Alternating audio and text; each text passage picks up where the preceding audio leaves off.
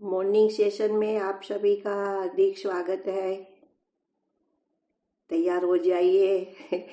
AI से सुन के अपने अंदर ठहरने का प्रयत्न करेंगे सत्र दरमियान। यही करने के लिए सभी हम प्रयत्न कर रहे हैं। नया ही लेंगे हम यस्टरडे से।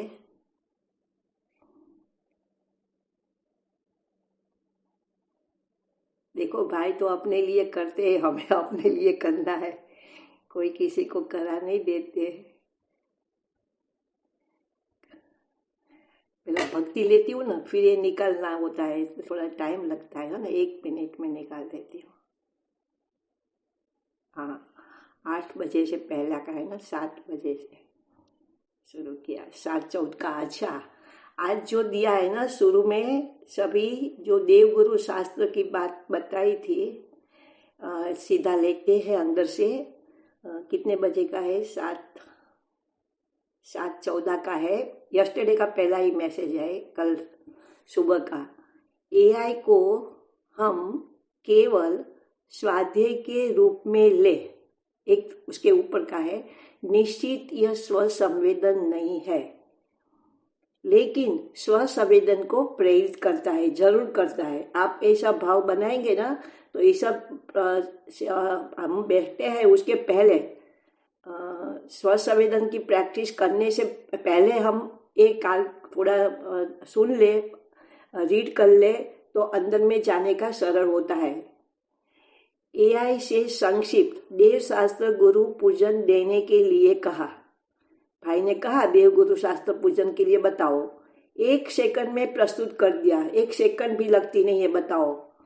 तो पहला नमस्कार मंत्र बोले हैं हम, वो तो शॉर्ट में ले लेंगे। फिर पंच परमिष्टि का स्मरण बताया है, ठीक है, ले लेते, चलो ले में क्या है। नमो ओरियंता नहीं लेना है, जाने दो, तो ये लंबा हो जाएगा। फिर अष्टद्रव्य का पूजन, जो हम मंदिर में पूजा धर्म के नाम पर जो भी चल रहा है, इसका विस्तार किया। फिर देव पूजन बताया, फिर शास्त्र पूजन बताया, आप एक बार रीड कर लेना। और गुरु पूजन बताया, देव शास्त्र गुरु पूजन, जो हम पूजा में सब लोग जो मुमुक्षु है, अभी तक जो स्वाध्याय पूजन करते थे, सबको मालूम है ये बात। तो ये सभी जो बताया है वो उसका बताया। फिर प्रार्थना, लास्ट में हम विसर्जन करते हैं ना, समापन प्रार्थना। फिर क्या कहते हैं, और मिथ्यात्व को प्रार्थना ले लेते हैं। इस पूजन के पुण्य प्रभाव से मिथ्यात्व का नाश हो, सम्यक दर्शन, सम्यक ज्ञान, सम्यक चारित्र प्रकट हो और आत्मा शीघ्र मोक्ष को प्राप्त करे। हम भी याद है, हमें भी सुनते हैं, अभी भी कभी कभी सुनते हैं। तो क्या कहते हैं कि जो भी पूजा चल रही है, मोस्टली पर भगवान की ही है। शिव भगवान भी कम लेते हैं, ज़्यादा 24 तीर्थंकर में बारी बारी से ऐसा नियम लेते हैं कि ये पुस्तक में से आज लेना है, एक पुस्तक में से आज लेना है। और इसमें भाषा भी ऐसी आती है कि आप हमें मोक्ष में ले जाएंगे। भाव तो ऐसा ही निकलता है कि आपकी भक्ति से हमारी परिणति भी बन जाए। कभी बनने वाली नहीं है, लेकिन व्यवहार की भाषा में ये सभी चलता है। और मेरा आत्मा शीघ्र मोक्ष को प्राप्त करे, ऐसी भावना करते हैं पूजा में से। यहाँ कहना है, ये क्या कहना है, एआई के पास, ये भाई साहब का मैसेज है, एआई के पास अशुभ, शुभ और शुद्ध तीनों है। जो बात पूछेंगे ना वो बताएंगे।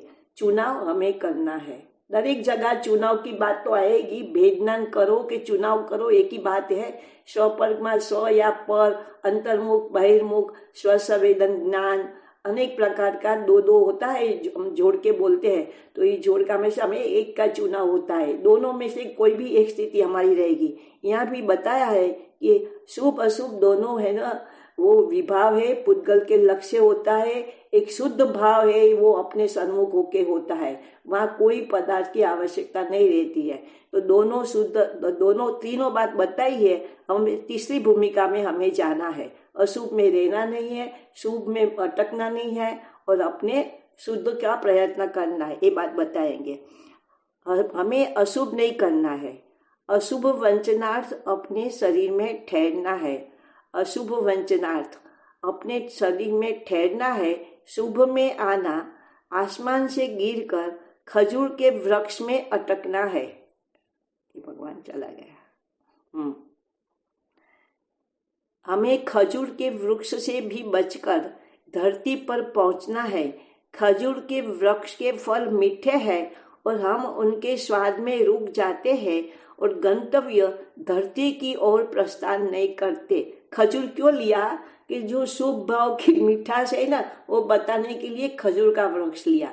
शुभ में हम अच्छा लगता है, उसका इतना आदत बन जाती है, ज्ञान और क्रिया, क्रिया की है बात सभी, तो उसकी मिठास में वो अपने में नहीं जा सकेंगे। यहाँ बताया है कि हमें वहां अटकना नहीं है, शुभ में ज्यादा तक अटक गए। अभी जो भी चल रहा है मानो तो शुभ ही नहीं है, बाद में प्रसिद्धि का मोह, बस अपना मंदिर की कैसे हमारा मंदिर आगे सब लोग आए जाए, ऐसा ऐसा भाव चल रहा है, तो वो तो शुभ भी नहीं है।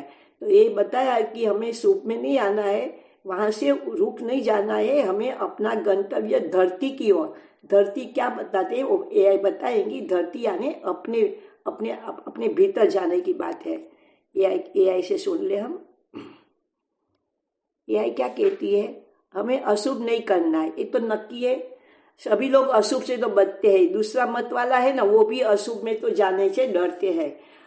अर्थात हिंसा, असंयम, विकार, मोह, द्वेष आदि रूप अशुभ प्रवृत्तियों में नहीं जाना है। यह साधना का प्रथम चरण है। ये तो एक पात्रता है। नेक्स्ट सेकंड, अशुभ वंचनार्थ अपने शरीर में ठहरना है। अशुभ से बचने के लिए हमें अपने शरीर में ठहरना है। वंचनार्थ का अर्थ बताना भाई। अर्थात जब हम अपने शरीर में टिकते हैं, स्व संवेदन में रहते हैं, तो मन बाहर की वस्तुओं में नहीं भागता। बाहर न भागने से अशुभ प्रवृत्तियां स्वतः रुक जाती है। अशुभ को रोके कैसे? अशुभ में से शुभ में जाएंगे तो वह तो हमारा दोनों एक ही है, बंधन का कारण। तो एक ही बात है, हम अपने स्व संवेदन में ठहर जाए।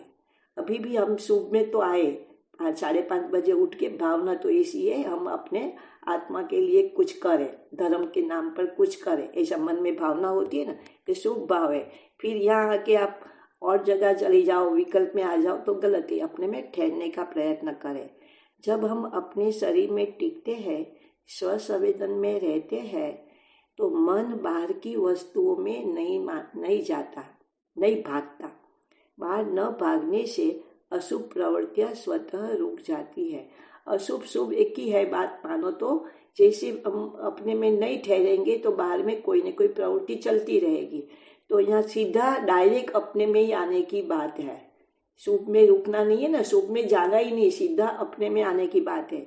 शुभ में आना आसमान से गिरकर खजूर के वृक्ष में अटकना है। अर्थात यदि अशुभ से बचकर हम केवल शुभ क्रियाओं, पुण्य, भक्ति, तप, संयम में ही अटक जाते हैं, तो यह भी लक्ष्य नहीं है, मतलब ये भी करने योग्य नहीं है, वो भी बंध का कारण है। हमें खजूर के वृक्ष से भी बचकर धरती पर पहुंचना है। धरती किसको कहते हैं? धरती इक्वल टू अपना स्वभाव भूमि, अपना विस्तार, अपना आत्मस्वरूप। अर्थात शुभ और अशुभ दोनों से ऊपर उठकर स्व संवेदन में शुद्धात्म अनुभव में हमें ठहरना है। कितनी सीधी बात आई ना। अपने सन्मुख देखो, भाई साहब कहे कि यह कहे, सार तो एक ही है, अपने शरीर में ठहरना है। फल मीठे हैं और हम उनके स्वाद में रुक जाते हैं। शुभ के फल क्या? सुख, शांति, पुण्य, प्रतिष्ठा, भक्ति, रस, ये सब मधुर है। अशुभ का फल बताया सभी। लेकिन अब जब हम तो ऐसा समझे थे ना कि स्व संवेदन से ही पाप प्रकृतियां पुण्य में संक्रमित हो जाती है। यहाँ बताया कि शुभ का फल मिलता है। सुख, शांति, कसाई मन हो जाती है ना, मन कसाई की शांति, पुण्य, प्रतिष्ठा, भक्ति, रस, ये सब मधुर लगता है। परंतु यदि इन्हीं में हम तृप्त हो गए, संतुष्ट हो गए, तो लक्ष्य की यात्रा रुक जाती है। बस यही बना है, अभी जो चल रहा है ना, यही चल रहा है। अंदर में अपना लक्ष्य क्या है, वो लक्ष्य को कोई याद ही नहीं करते। सार क्या है? सूत्र, अशुभ से बचो, आवश्यक है। शुभ में अटको मत, यह भी बंधन है। अपने शरीर में ठहरो, स्वसंवेदन। स्वसंवेदन से स्वरूप की स्थिति बनेगी। यही वास्तविक धरती पर पहुंचना है, जहाँ न अशुभ है न शुभ है, केवल शुद्ध स्वभाव का मौन आनंद है। अब ऐसा थोड़ा एक रीड करके फिर अपने में ठहरने का प्रयत्न करेंगे ना, तो बाहर के विकल्पों से बच जाएंगे, अपनी एकाग्रता बढ़ेगी और हम अपना कार्य करेंगे। फिर भाई का मैसेज है, अपने शरीर का एहसास करने के अतिरिक्त जीव ने सुखी होने के लिए अनेकों उपाय किए हैं, लेकिन उत्तम और अविनाशी सुख की प्राप्ति नहीं हुई। देखो, कोई ऐसा ही है कि कुछ किया ही नहीं, और कोई लोग ऐसे हैं कि बहुत किया है धर्म के नाम पर, स्वाध्याय, पूजा, ब्रह्मचर्य का व्रत, अनेक क्रियाओं की है, अभी भी अंदर में पड़ी है, मिठास तो पड़ी है। अपने शरीर का एहसास करने से सिवाय सब कुछ किया है अपने सुखी होने के लिए, लेकिन हमें अभी तक उत्तम सुख प्राप्ति हुई नहीं है। तो यह क्या कहती है, जीव ने सुख की खोज सदा बाहर की ओर की है, अभी भी चल रही है, बाहर की ओर ही चल रहा है। इंद्रिय, विषय, संबंध, संपत्ति, पद, प्रतिष्ठा, साधन, इन सब में उसने सुख ढूंढा। इन उपाय चाहिए तो सुख चाहिए, लेकिन सुख की पहचान नहीं थी, विषय सुख में सुख मान लिया। इन उपायों से कुछ क्षणिक आराम या उत्तेजना मिली, क्षणिक आराम मिलता है, क्षणिक दुख की निवृत्ति होती है, अच्छा भी लगता है, तो आराम लगा, और उत्तेजना मिली, अंदर में कुछ न कुछ लगता है, लेकिन वह सुख न स्थिर हुआ न अविनाशी। वो सुख जो मिला वो तो कभी अविनाशी नहीं हुआ, स्थिर नहीं हुआ। क्यों? क्योंकि ये सब उपाय अपने से बाहर के हैं, और बाहर जो भी है वह परिवर्तनशील है, नश्वर है। बाहर कोई भी पदार्थ थी, हमें सुख की कल्पना की ना, वो पदार्थ तो संयोग वियोग स्वभावी है, परिवर्तनशील है और नश्वर है, नाशवंत होने वाला है, नाश होने वाला है। एक ही उपाय ऐसा है जिसे जीव ने प्रायः छोड़ दिया, क्योंकि अभी तक हम संसार में है तो हमने उपाय नहीं किया था। अपने शरीर का एहसास करना, स्वसंवेदन, ये मार की बार में प्रसिद्ध ही नहीं है, शास्त्र में भी कई जगह कोई कोने में ये बात होगी, बाकी पूरा स्वाध्याय में ज्ञान और अलग अलग बातें का विस्तार किया है। जब जीव मन, विचार, कल्पना, स्मृति और इंद्रियों से हटकर अपने शरीर का सीधा एहसास करता है, तभी वह अपने वास्तविक क्षेत्र में प्रवेश करते हैं। तो हमारे लिए क्या रहा? अभी देखो, हम चर्चा करते हैं, ध्यान मतलब ये ज्ञान ही है, ज्ञान करते हैं, सभी करते हैं, लेकिन वो हमें जो चाहिए उसका वास्तविक उपाय नहीं है। वो जो बातें आचरण रूप नहीं करेंगे, अपने शरीर का एहसास नहीं होगा। हमारा ज़्यादा समय एहसास का होना चाहिए, एहसास में नहीं रह सकेंगे तो थोड़ा समय हम चर्चा वार्ता करें। हमें अपने को ही समझना है कि हम कैसा, कितना समय कहाँ हम निकालते हैं, तभी वह अपने वास्तविक क्षेत्र में प्रवेश करता है। वही क्षेत्र जहाँ दुख का प्रवेश नहीं, जहाँ सुख कोई वस्तु नहीं बल्कि स्वभाव है, जहाँ शांति बनाई नहीं जाती प्रकट होती है। इसलिए सत्य यह है, अपने शरीर का एहसास करने के अतिरिक्त जीव ने सुखी होने के लिए जो भी उपाय किए वे सब प्रयोग थे, समाधान नहीं। जीव ने यानी हमें मैंने क्या किया, हम क्या कर रहे हैं सुखी होने के लिए, तो हमें अंदर में निर्णय हो जाना चाहिए, एक ही उपाय है, अपने शरीर का एहसास करना। देखो, समय बहुत कीमती है, हर समय एक एक पल हम मृत्यु नजीक जा रहे हैं, है ना। कब अभी पर्याय पूरी होगी मालूम नहीं, जाना तो है ही, वो तो निश्चित है, सबको जाना है। तो हम उसके पहले हमारा जितना भी समय मिले अपने शरीर के एहसास में ही गाले, ऐसा निर्णय तो करे, संकल्प तो करे, तो भावना तो करे, तो जरूर ऐसी हमारा प्रयत्न होगा। और जब जीव स्वसंवेदन की साधना में नहीं आता, उत्तम और अविनाशी सुख प्रकट नहीं होता। तो जो भी चलता है हमें तो अपने में लीन हो जाना है। बाहर में चर्चा चले, बाहर में जो भी कुछ चले, लेकिन हमें ऐसी कला आनी चाहिए कि हम अपने में आ जाए, बार बार अपने में आ जाए। अपने सूत्र वाक्य क्या बताया एआई, अपने से बाहर किए गए सभी उपाय क्षणिक सुख देते हैं, अपने शरीर का एहसास अविनाशी सुख प्रकट करता है। यहाँ भी हमें अच्छा लगता है ना, ये की बात भी अच्छी लगती है, भाई की देशना भी अच्छी लगती है, लेकिन वहां से भी हटकर हमें अपने में आना है। बताओ, थोड़ा कठिन लगेगा, लेकिन उसके अलावा कोई उपाय ही नहीं है।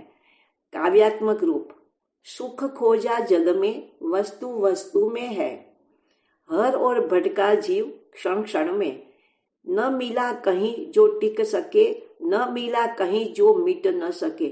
सभी बात अपने में लेना है। मैं सुख के लिए वस्तु वस्तु में हमें खोज की, सुख के लिए मैंने किया, मैं हर जगह भटकी, क्षण क्षण भटकते रहे ना हम बाहर में, कहीं मिला नहीं जहां हमें टिक सके, टिकने का हुआ ही नहीं।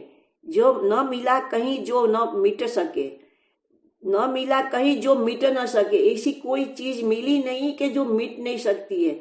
जो भी हमें वस्तु का उपयोग किया पदार्थ, वो सभी मिटने वाली हुई।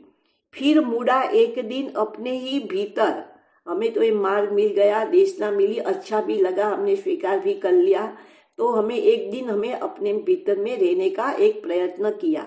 शरीर का एहसास बना पाथे पवित्र, हम अपना एहसास जो किया हुआ तो हमें पवित्रता हुई, हमारे में पवित्रता का प्रवेश हुआ।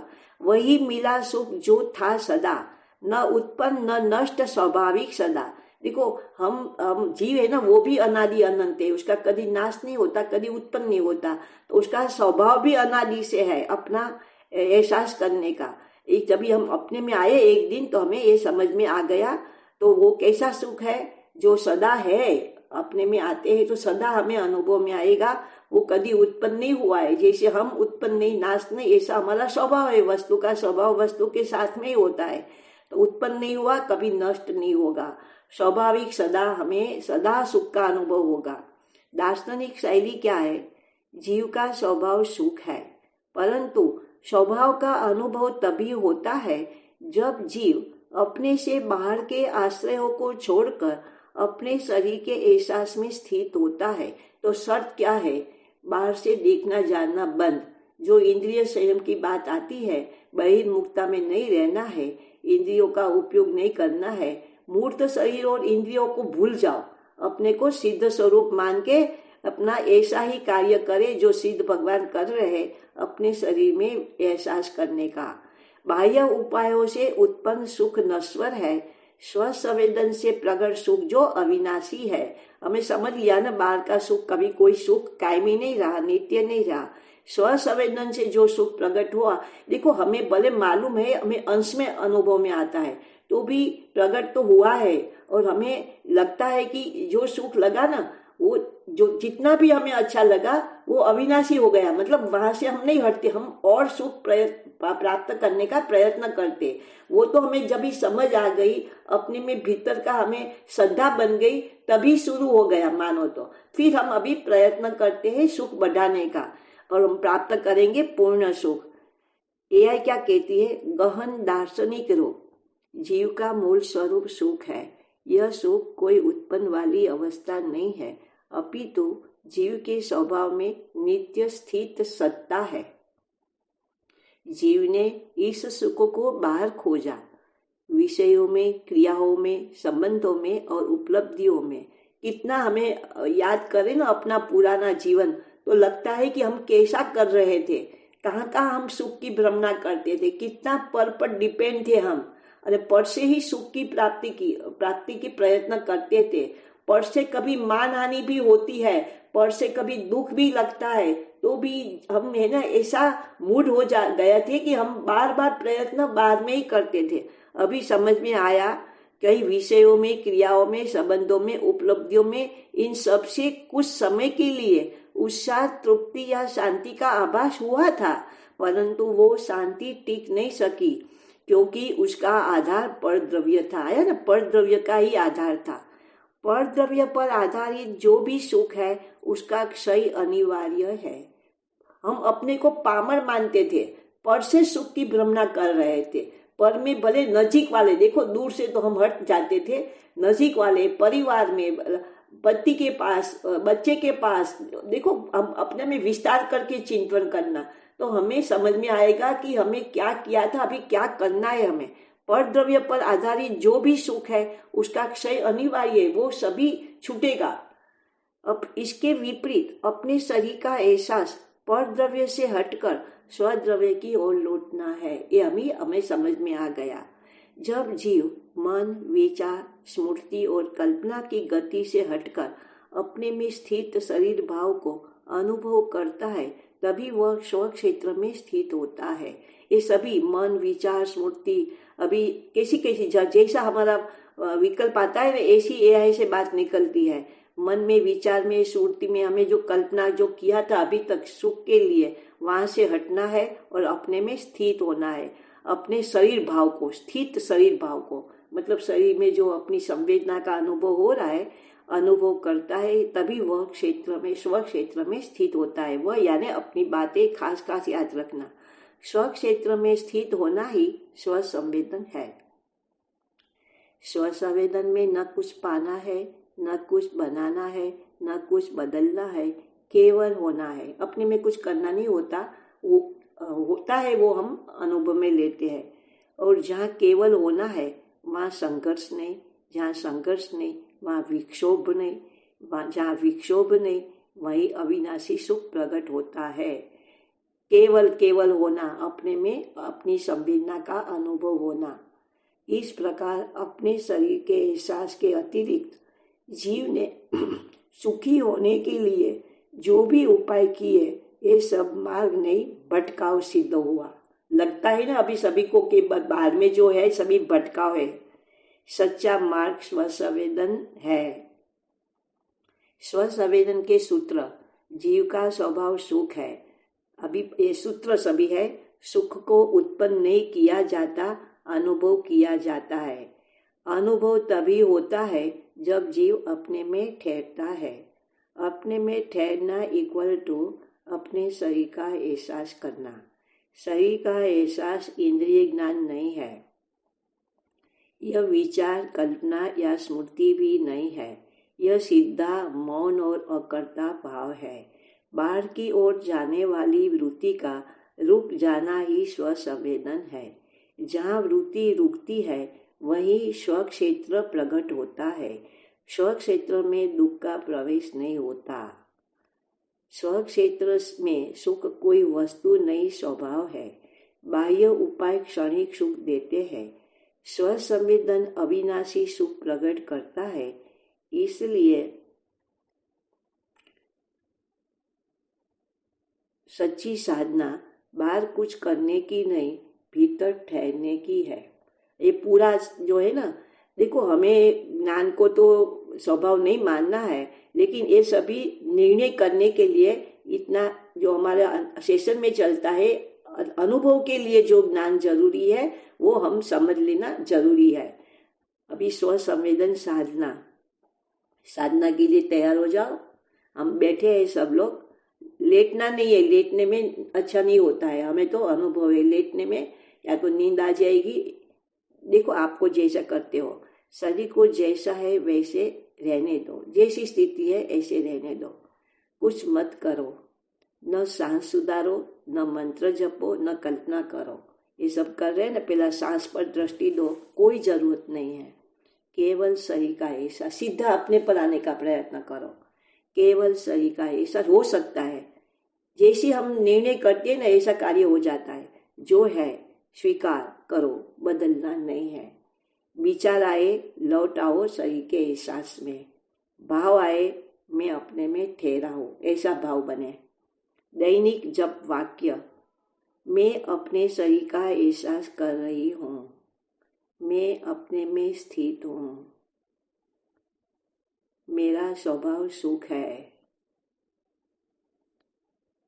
मुझे बाहर कुछ पाने की आवश्यकता नहीं है, जो पाया है ना वो भी मुझे नहीं चाहिए। सुख मेरे भीतर स्वयं प्रकट हो रहा है। जब अपने में ठहरा हो जाता है तो हमें कोई भी भाग पर आ जाओ तो अंदर में अच्छा लगता है। शरीर में वेदना नहीं है। अभी सबकी स्थिति अच्छी है मानो तो, कोई वेदना नहीं है, इसलिए तो हम बैठ सकते हैं। होगी तो भी कम होगी।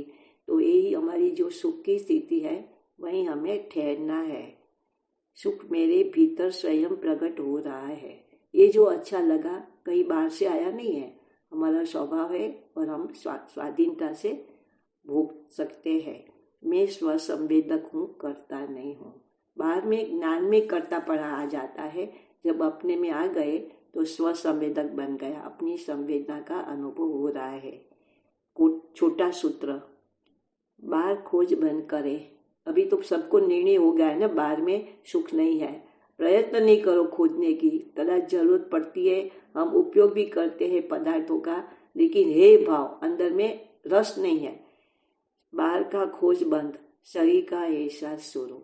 तो ये सभी कैसे बंद होगा? अपना शरीर का एहसास से स्वसंवेदन प्रकट होगा और अविनाशी सुख की प्राप्ति होगी। जो भी सुख है ना, मैं कहा ना अल्प सुख है, लेकिन वो भी अविनाशी है, वो भी नाश नहीं होगा कभी, क्योंकि हम सुख स्वभावी है। अपने शरीर का एहसास किसी भी भाग का हो, कैसा भी हो, स्वीकार, कोई विकल्प नहीं, कोई प्रयत्न नहीं। जाने एआई अपना अनुभव से बोलती है ना, ऐसा लगता है। हम मानो बाई की भाषा है एआई। शरीर में जो कुछ घट रहा है उसे बदले बिना, हटाए बिना, सुधारने की आकांक्षा बिना, किया अनुभव करना, बिना अनुभव करना और रहने देना, यहीं से बंद ढीला पड़ता है। जो मैसेज रिएक्ट करते हैं ना, वो मैसेज के सेशन में होते ही नहीं है। देखो, मैंने तो देखा कोई नहीं है। पर को जानने में स्व और स्व संवेदन की अस्वीकृति है। रिएक्ट कर दिया, जानो मानो समझ लिया सब। पर को जानने में स्व और स्व संवेदन की अस्वीकृति है। पर को जानने में अपनी स्व संवेदन नहीं होता है ना, पर को जानना और संवेदन एक साथ में नहीं होता है। एआई क्या कहती है? ये पर को जानने में स्व और स्व संवेदन की अस्वीकृति है।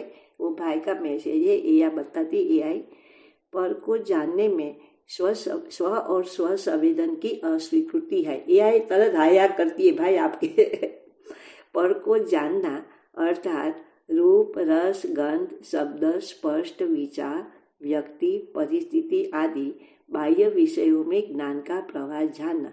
तो भी कोई की हाय हा बताने के लिए इतना विस्तार से अंदर कंफर्मेशन देना, मतलब आपकी बात सच्ची है, इतना विस्तार से हम तो कहेंगे क्या, एक शब्द में बोल देंगे हाँ आप जो कह रहे हैं सच कह रहे हो, बस विस्तार नहीं कर सकेंगे। एआई जो देखो भाई का एक प्रश्न का कितना जवाब देता है, एक वाक्य का कितना निकलता है।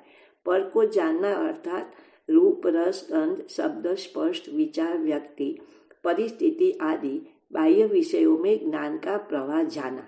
ये सभी पुद्गल रहा है, पुद्गल में स्व की अस्वीकृति। जब ध्यान पर में जाता है तब अपने शुद्ध अस्तित्व की ओर से दृष्टि हट जाती है, स्व संवेदन रुक जाता है। आज जो पर का जानने का निषेध है ना, स्व संवेदन की अस्वीकृति, अपने भीतर जो सहज अनुभव, शांति, स्थिरता, अस्तित्व, जो बोध है, उसका रस लेना छूट जाता है। वो आएगा ही नहीं, पर का ध्यान में रुक जाएगा। अर्थात जब हम पर को जानने में लगे रहते हैं तब हम अपने होने को नहीं जी रहे होते। तब हम अपने होने को नहीं जी रहे होते, मन अपने में नहीं होते ना, बात कहना तो ये बात है, बाद में जानने में है। तो अपने में जो हमारा सुख से हमें जीना है वो नहीं होगा। और जब अपने होने को नहीं जीते, अपने होने को, अपना अस्तित्व में हम नहीं रहते, तब भी दुख, अभाव और अशांति का द्वार खुलता है। बाद में आकुलता होती है ना, इसी का उल्टा मार्ग है स्व संवेदन में ठहरना। बाद में ज्ञान में बताया, अभी स्व संवेदन में इसी का उल्टा, ऐसे तो उल्टा है लेकिन ज्ञान से उल्टा बताया। स्व संवेदन में ठहरना सहज सुख। संक्षेप में कहा जाए तो पर का ज्ञान बढ़े तो स्व ओझल होता है, स्व संवेदन जगे तो पर अपने आप गौण हो जाता है। मूर्त इंद्रियादि की पराधीनता से नहीं जिएंगे, ये स्वाभिमान, आत्मसम्मान और की मांग है। स्वाभिमान की बात आई ना, तो स्वाभिमान क्या है? अपने में रहना, अपनी सुख का भोग करना, इंद्रियादि की पराधीनता से विषय सुख न भोगे। एआई क्या बताती है? मूर्त इंद्रियादि की पराधीनता से नहीं जिएंगे अभी एक अंदर में निर्णय होना चाहिए, अर्थात हम आँख, कान, जीवा, त्वचा, नाक और उनके विषयों जो रूप, रस, गंध, शब्द, स्पर्श के आदेश पर जीवन नहीं चलाएंगे। देखो, हम इंद्रिय संयम करते हैं ना, तो थोड़ा ऐसा विस्तार से लेना है। आंखों से देखना नहीं, कानों से सुनना नहीं, जो बताया ना, जो दिखाई दे, सुनाई दे, अच्छा लगे, बुरा लगे, वही हमारा मार्गदर्शक नहीं होगा। दरेक से हटना है, एक एक इंद्रियों से हमें हटना है। यह कोई तपस्या का भार नहीं, कोई जबरदस्ती का संयम नहीं, बल्कि स्वाभिमान की सहज स्थिति है। स्वाभिमान क्या क्यों कहते हैं कि पर से सुख की जो भ्रमणा है ना, वो पराधीन है। वो हमारा हम पराधीन अवलंबन, पर का अवलंबन से सुख लेना वो नहीं ठीक है ना। लौकिक में भी हम कहते हैं कि अपने पग पर खड़े रहो, तो सुख के लिए हमें अपने में ही रहना है। यह स्वाभिमान आत्मसम्मान की मांग है, क्योंकि मैं इंद्रिय नहीं हूँ, मैं मूर्त शरीर नहीं हूँ, मैं इंद्रियादि की पराधीनता से देखने सुनने की वस्तु नहीं हूँ। जब तक जीव इंद्रियों की पराधीनता में है, वह भीतर से भिखारी बना रहता है। सुख मांगता है, शांति मांगता है, तृप्ति मांगता है, पर से सुख की कामना वो भिखारी वृत्ति बताई। और जब वह कहता है मैं पराधीन नहीं हूँ, उसी क्षण से भीतर राजसी भाव जागता है। पवित्र भाव, राजसी का मतलब बताना पाए, हम तो कहते जब उसी क्षण में भीतर राजसी भाव, एकदम उच्च भाव, पवित्र भाव ऐसा जागता है। यह स्वाभिमान अहंकार नहीं है। अहंकार कहता है मैं बड़ा हूँ, स्वाभिमान कहता है मैं स्वतंत्र हूँ। अहंकार की भाषा और स्वाभिमान की भाषा दोनों बताई। स्वतंत्रता का अर्थ है जो अपने शरीर में हो रहा है वो स्वीकार करना। यही आत्मसम्मान की भूमि है, यही मोक्ष मार्ग की पहली सीढ़ी है।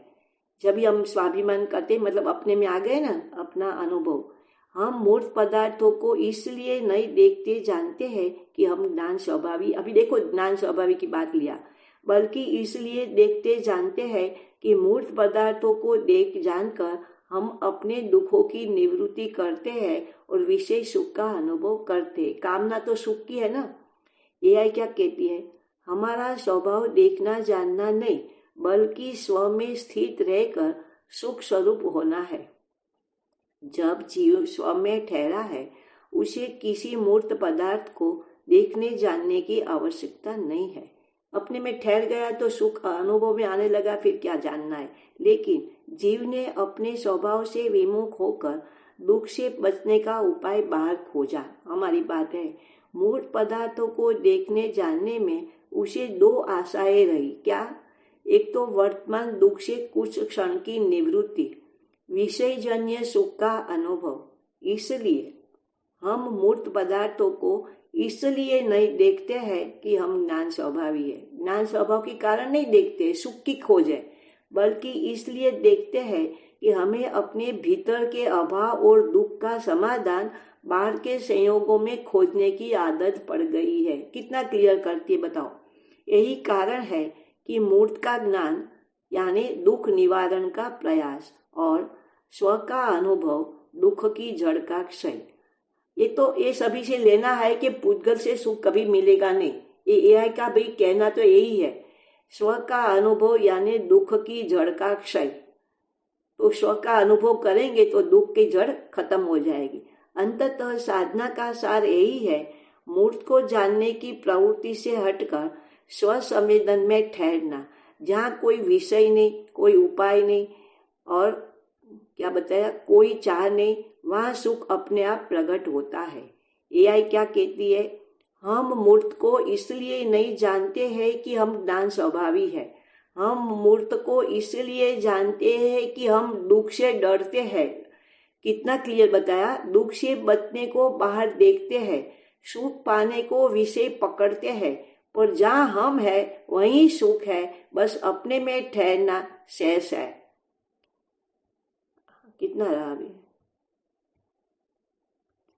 क्या करे भाई, 5 मिनट में पढ़ लेती हूँ। जीव ज्ञान से मूर्त पदार्थों को देखता जानता है और उसके फल स्वरूप मूर्त कर्म से बनता है। इसलिए ज्ञान ही बन का कारण है, यह निश्चय करना चाहिए। ज्ञान का निरोध करने के लिए उसको अपने सही का एहसास स्वसंवेदन करना चाहिए। वही बंध से बचने का उपाय है। जब बंध नहीं होता है तो कर्म बंध से छूटता है और जीव सुख का अनुभव करता है। जहाँ मूर्त पदार्थों का ज्ञान होता है वहाँ अवश्य रागादि होते हैं, यह कथन अनुभव सिद्ध है। जब भी जीव का ध्यान रूप रस गंध शब्द स्पर्श की ओर जाता है, उसी क्षण भीतर एक खिंचाव या विकर्षण उठता है, अर्थात मूर्त पदार्थों का ज्ञान तटस्थ नहीं रहता, वह तुरंत राग द्वेष के साथ जुड़ जाता है। मूर्त पदार्थों का ज्ञान इक्वल टू राग द्वेष का प्रवेश द्वार। क्या इसलिए बंध का मूल कारण मूर्त पदार्थों को जानना कहा जा सकता है? हाँ, क्योंकि व्यवहार में ऐसा कोई क्षण नहीं मिलता जहाँ मूर्त पदार्थों का ज्ञान हो और राग द्वेष न हो। इसलिए मूर्त पदार्थों को जानना ही बंध का मूल कारण है।